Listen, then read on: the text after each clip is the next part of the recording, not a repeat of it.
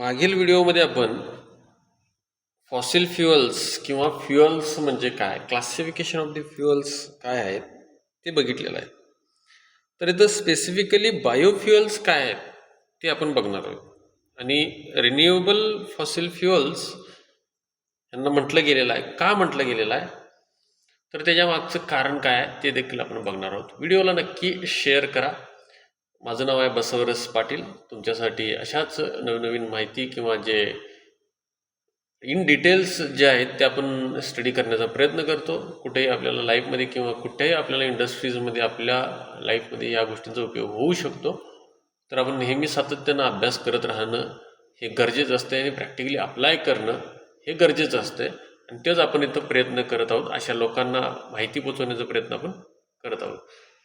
तर आत्ताच्या सध्याच्या काळामध्ये जर तुम्ही बघितला तर एनर्जी हा मोठा एक क्रायसिस आहे. Because of the Israel, Iran, US जे वार आहे त्याच्यामुळं जे क्रूड ऑइल आहे, कच्चा तेल जो आहे तो मिळत नाही आहे किंवा जे शॉर्टेज आहे किंवा त्याच्यामुळे त्याच्या वाढत्या किमतीमुळे त्याचा परिणाम महागाईवर होतो.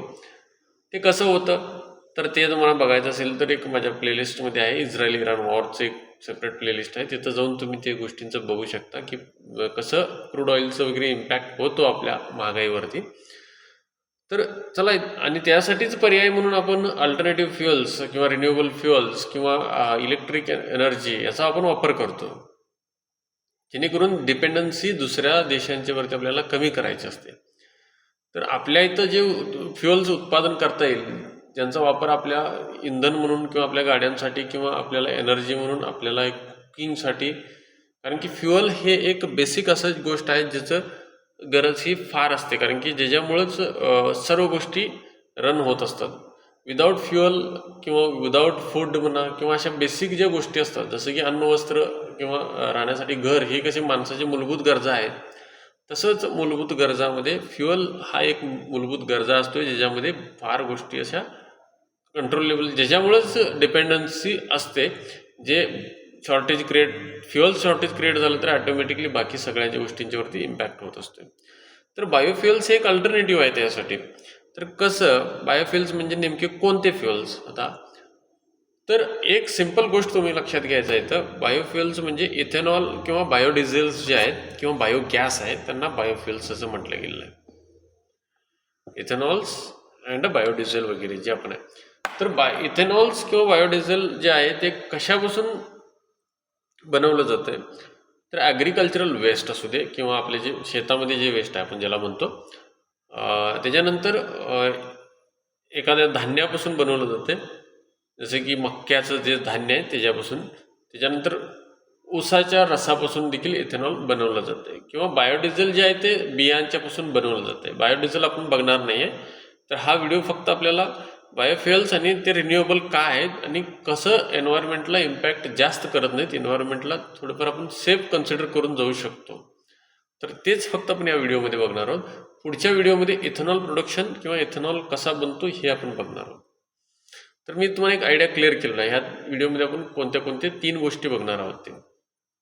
तर सर्वात पहिलं म्हणजे बायोफ्युअल्स म्हणजे काय आपण बघितलेलं. बायोफ्युअल्स म्हणजे जे ॲग्रिकल्चरल वेस्ट असू दे किंवा धान्यापासून किंवा ऊसाच्या रसापासून जे बनवलं जातं त्यांना बायोफ्युअल्स असं म्हटलं जातं. त्याच्यामध्ये बायोफ्युअल्स म्हणजे कोणते आले? इथेनॉल, बायोडिझेल आणि बायोगॅस वगैरे जे आहे त्याला बायोफ्युअल्स असं म्हटलं गेलेलं आहे. तर दुसरा भाग म्हणजे रिन्युएबल एनर्जी कसं आहे. तर रिन्युएबल एनर्जी सर्वप्रथम ते समजून घेण्याच्या आधी आपल्याला रिन्युएबल एनर्जी म्हणजे काय आपल्याला समजून घेण्याची गरज आहे. रिन्युएबल म्हणजे ज्या एनर्जीनं आपण पुन्हा पुन्हा वापरू शकतो किंवा पुन्हा पुन्हा आपण त्यांचं उत्पादन करू शकतो. सॉरी, मी म्हटलं पुन्हा पुन्हा वापर नाही, पण पुन्हा पुन्हा आपण त्याचं उत्पादन करू शकतो.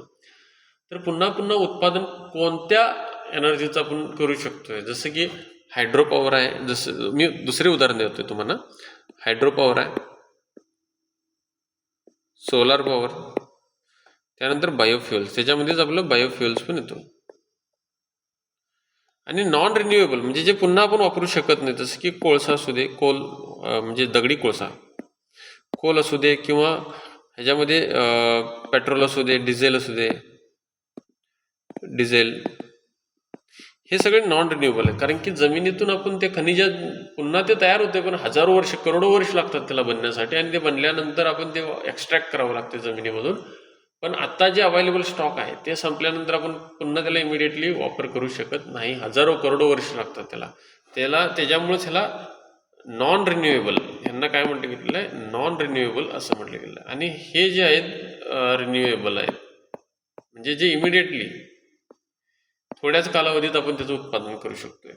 जसं की पाणी जे आहे ते डॅममधून सोडलं जाते, पुढं नदीत जाते, समुद्रात जाते, वाफ होऊन पुन्हा काय होतंय, पावसाच्या स्वरूपात परत पडते, पाणी परत डॅममध्ये येते, पुन्हा त्याचं हायड्रो पॉवर म्हणजे वीज निर्मिती करण्यासाठी आपण वापरू शकतो, आणि विजेचा आपण वापर करतो. तर बायोफ्युएल्स कसं रिन्युएबल आहेत, कारण की आपण एखाद्या शेतामध्ये बी पेरतो, बी पेरून मक्का वगैरे किंवा ऊस वगैरे लावण करून ऊसाला उगवतो. उगवल्यानंतर त्याचं जे रस आहे किंवा त्याचं जे फर्मेंटेशन प्रोसेस करून त्याच्यामधून ते नेक्स्ट व्हिडिओमध्ये आहे, तुम्ही ते नक्की बघा, म्हणून मी तुम्हाला रेकमेंड करीन, ज्याच्यामध्ये तुम्हाला संपूर्ण माहिती मिळेल. फर्मेंटेशन प्रोसेस कसे होते, इथेनॉल प्रोडक्शन कसा होतो. तर त्याचं फर्मेंटेशन करून आपण एथेनॉल बनवतो किंवा बायोडिझेल बनवतो. त्याच्यानंतर ते आपण एखाद्या फ्युएलसोबत मिक्स करून यूज करतो. डायरेक्टली यूज करतो किंवा मिक्स करून सुद्धा यूज करतो आपण. तर पुन्हा आपण बी पेरू शकतो, बी पेरून पुन्हा आपण त्याचं उत्पादन करू शकतो कमी कालावधीमध्ये. त्याच्यामुळे त्याला रिन्युएबल असं म्हटलं गेलं आहे. दुसरा पॉईंट आपल्याला इथं क्लिअर झालेला आहे की रिन्युएबल आपण त्याला का म्हणत आहे. तर तिसरा प्रश्न आता आपल्याला इथं समजून घ्यायचा आहे की कमी एन्व्हायरमेंटला इम्पॅक्ट कसा करतो बायोफ्युएल्स.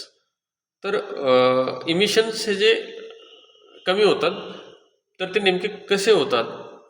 तर क्लोज लूप कार्बन सायकल आहे इथं.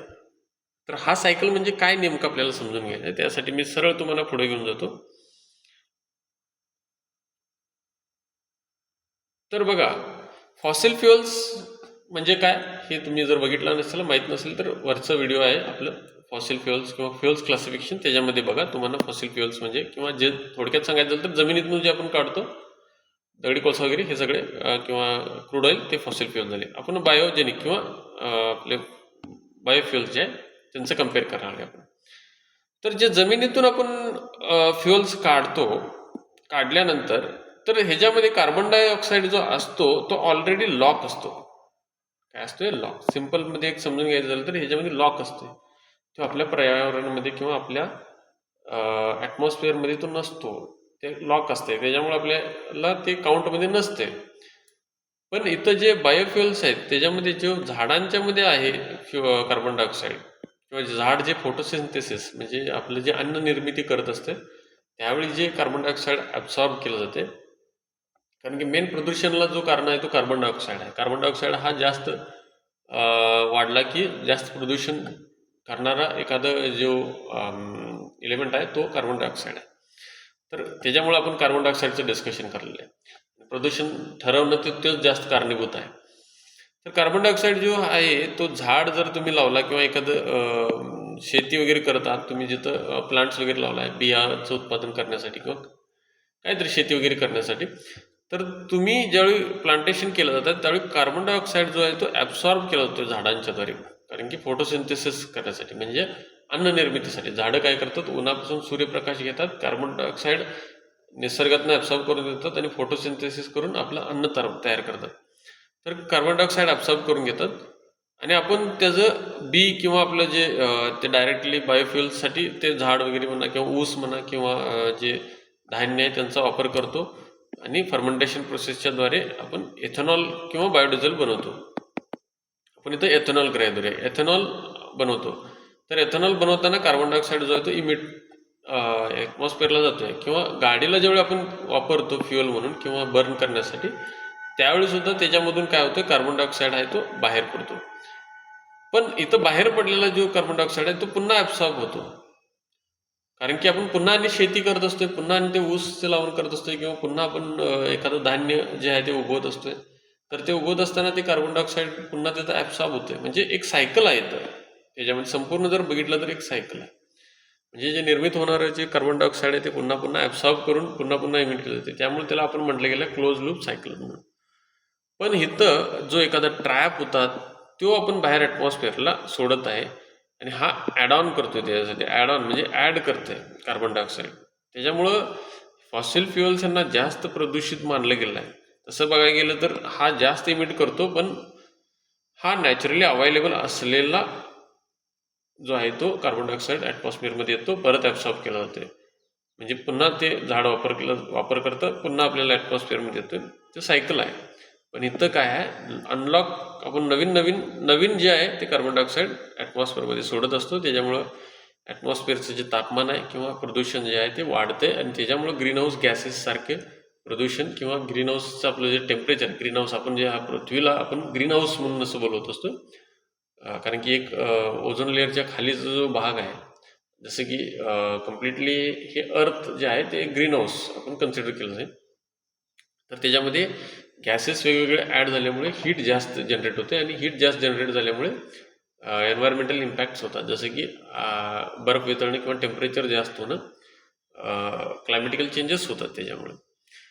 तर माझ्यामध्ये तुम्हाला एक लक्षात आलं असेल का आपण बायोफ्युअल्सना कमी प्रदूषित मानलं गेलेलं आहे आणि का फॉसिल फ्युअल्स म्हणजे जे कच्चा तेल वगैरे आपण वापरतो पेट्रोल डिझेल सारख्यासाठी त्यांना जास्त प्रदूषित मानलं गेलेलं आहे.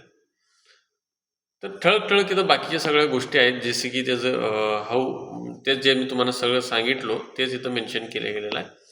आणि कसं प्रोड्यूस करलेस हे करते. त्याच्यानंतर कोणत्या रीती आपण बनवलं तो डायरेक्टली आपण वापरतो कधी कधी, किंवा ब्लेंडिंग करून म्हणजे मिक्स करून आपण बायोफ्युअल्सना वापर करतो, किंवा 100% देखील आपण बायोफ्युअल्सना वापर करू शकतो. तेच सगळे तर मेन्शन केलेलं आहे इन डिटेल जे तुम्हाला मी सांगितलं होते. तर त्याच्या थ्रू पण तुम्ही जाऊ शकता आणि माहिती बघू शकता. तर पुढच्या व्हिडिओमध्ये आपण एथेनॉल बायोफ्युअल्समधला एक भाग म्हणजे एथेनॉल जो आहे तो बघणार आहे. त्याच्यानंतर बायोडिझेल बघणार आहे.